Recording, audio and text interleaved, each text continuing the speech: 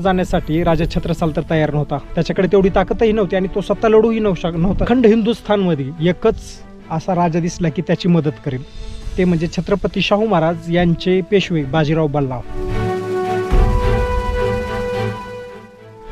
नमस्कार मित्रांनो, मी ज्ञानेश्वर जाधवर आणि आज आपण ह्या व्हिडिओमध्ये मोहम्मद बंगशाह याने राजा छत्रसाल यांच्या राज्यावर म्हणजेच बुंदेलखंडवर जे आक्रमण केलं होतं आणि त्या आक्रमणातून बाजीराव पेशव्यांनी राजा छत्रसाल याला कशा प्रकारे वाचवलं हे पाहणार आहोत.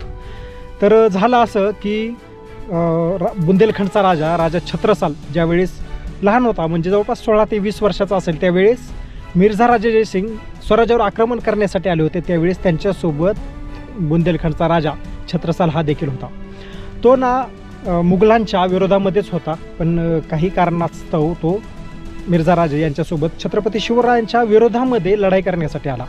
ती लढाई त्यांच्या मनातून नव्हती, कारण छत्रपती शिवरायांचा जो हेतू होता तोच राजा छत्रसाल याचा देखील होता. राजा छत्रसाल हे त्यावेळेस छत्रपती शिवाजी महाराजांना भेटले नाहीत, परंतु कालांतराने मिर्झा राजे जयसिंग यांच्या गपचूप राजा जे छत्रसाल आहेत ना, ते छत्रपती शिवाजी महाराजांना येऊन भेटले. शिवाजी महाराजांसोबत काम करण्याची इच्छा त्यांनी दर्शवली. छत्रपती शिवाजी महाराज म्हणले, तू माझ्यासोबत राहून एखादा सरदार किंवा सैनिक होण्यापेक्षा तुझी जी प्रेरणा आहे ती चांगली आहे. तू काय कर, तुझ्या सत्य जा, तुझ्या राज्याकडे जा आणि तिथं स्वतःचं राज्य स्थापन कर. इथं सैनिक होण्यापेक्षा तू तुझ्या प्रांतामध्ये जा आणि राजा हो. तर ह्या गोष्टीला प्रेरणेतून किंवा छत्रपती शिवाजी महाराजांच्या स्वराज्याला प्रेरणेतून राजा छत्रसाल यांनी आपल्या प्रांतामध्ये गेले. त्यावेळेस तो काळ आय थिंक म्हणजे औरंगजेब ज्यावेळेस दक्षिणेकडे पूर्ण सैन्य घेऊन स्वराज्यात आला, त्यावेळेस बुंदेलखंड राज्यामध्ये औरंगजेब स्वतः तिकडे नव्हता. त्यामुळे मुघलांचं लक्ष जास्त उत्तरेकडील प्रदेशामध्ये नव्हतं. ह्या गोष्टीचा फायदा घेऊन राजा छत्रसाल यांनी स्वतःचं राज्य स्थापन केलं. त्यांनी अनेक मुघल सैनिकाविरोधात किंवा सरदारांविरोधामध्ये लढाया करून अनेक प्रांत जिंकून घेतला आणि स्वतःचं राज्य स्थापन केलं. कालांतराने छत्रपती शिवाजी महाराज किंवा औरंगजेब यांच्या मृत्यूनंतर पेशव्यांचं राज्य आलं, किंवा म्हणजे छत्रपती शाहू महाराज यांचं राज्य आलं. पेशवे पंतप्रधान होते आणि त्या काळामध्ये राजा छत्रसाल म्हातारा झाला होता.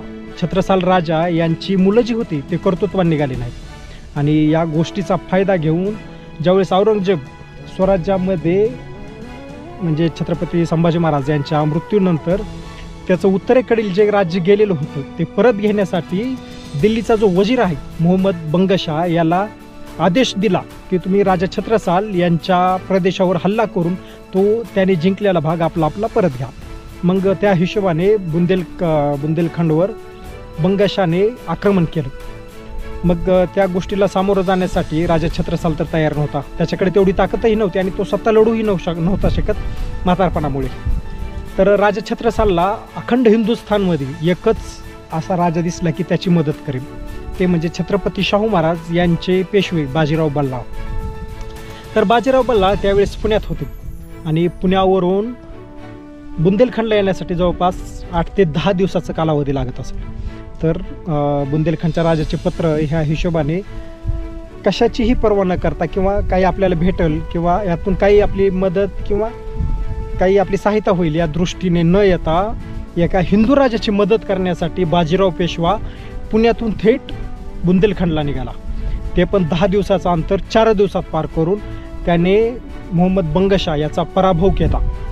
राजा छत्रसाल याचे मन जिंकले आणि त्यांना खुश केले. त्यांचा जी सत्ता, त्यांची जी सैनिक, त्यांचा जो किल्ला मुघलांच्या ताब्यात अडकला होता त्याला मुक्त केलं.